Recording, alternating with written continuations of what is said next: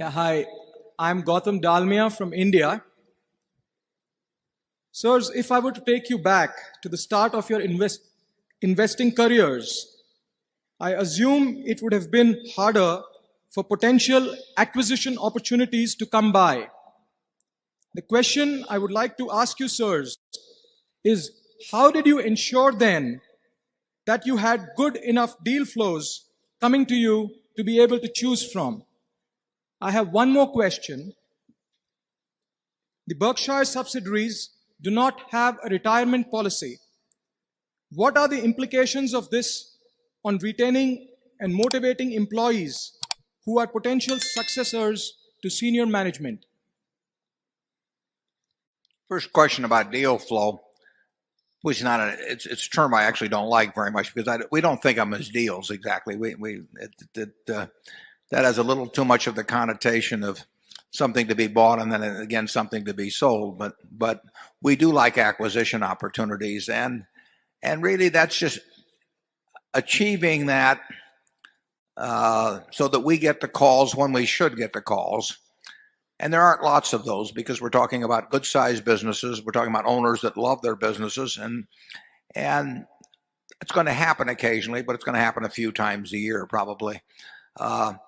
I think in the U.S. now that we get a pretty reasonable percentage of the calls that we should get, and that was not true 20 or 30 years ago. We didn't hear from anybody 20 or 30 years ago to speak of, because we were looked at much more as being a marketable securities operation, and we weren't as well known.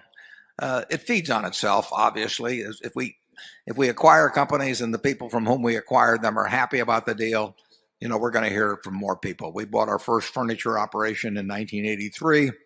That really led to 4 other transactions because the people in the first one were happy and they talked to us about the second one, and the people in the second one were happy, and so on. So, it's like Charlie always describes compound interest as being like, being at the top of a very large hill with wet snow and starting with a snowball and getting it rolling downhill. And that's a little bit like the acquisition situation works.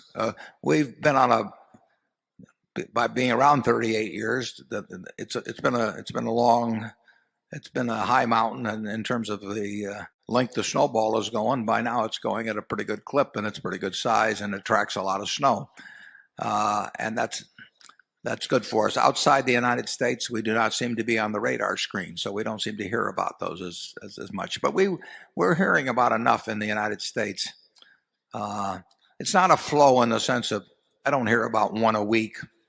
I don't probably hear about one a month. But the ones we want to hear about, most of them, I think we're getting the calls now. I think we're getting a higher percentage of the calls now than ever in our history we would have gotten. And that's all to the good. And if we can do the same thing outside this country, that would be a plus too. But this country's a big market, and we'll just try and spread the word further. And Charlie, what was that other question? Well, he talked some about deal flow, and there's a general assumption that it must be easy to somehow arrange things that you just sat behind a desk and people brought in one wonderful opportunity after another, and you finally selected 2 out of 100, and it would be a virtual cinch. That was the attitude in venture capital until the last 2 or 3 years. We didn't have any of that in the early days, right, Warren? No, that's right. We were finding our own securities, and we were just looking at the public markets to see what was available in securities.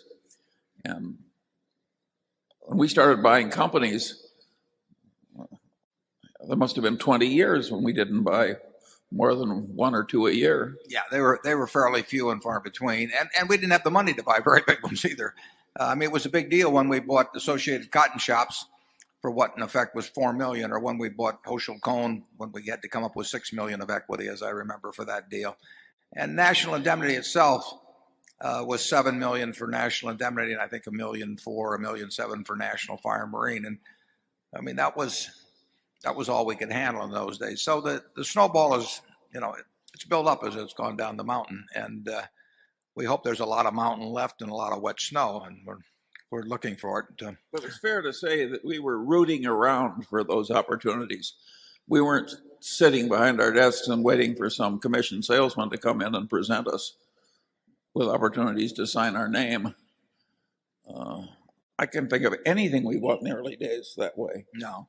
Warren, you chased down Jack Ringwald. Didn't you go to him? Well, Jack Ringwald, who ran National Indemnity, and some of you here in the room knew, Jack was a very interesting guy and a friend.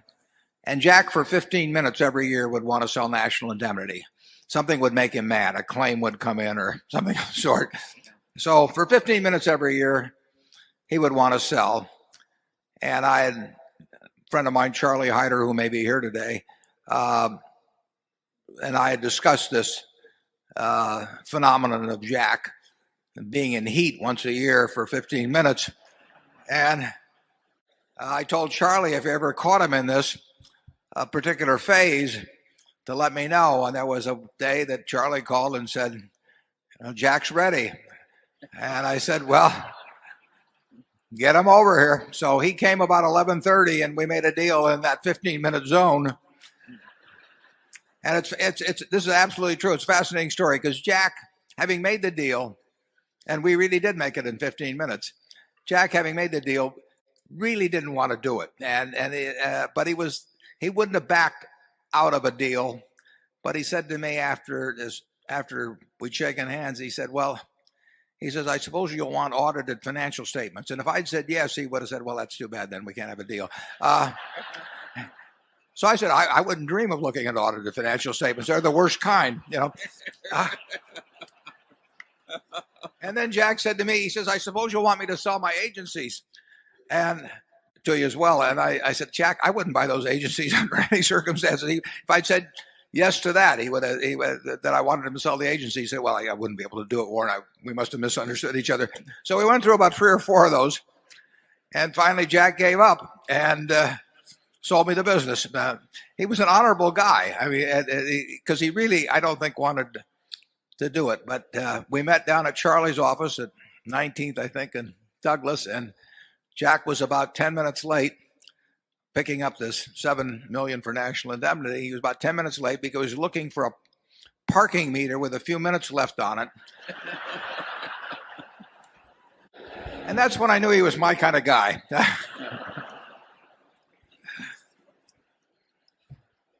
But at any rate, this process is not easy. And practically anything where you sit behind that desk and this wonderful deal flow is just coming by, you're in a very dangerous seat. Number 7.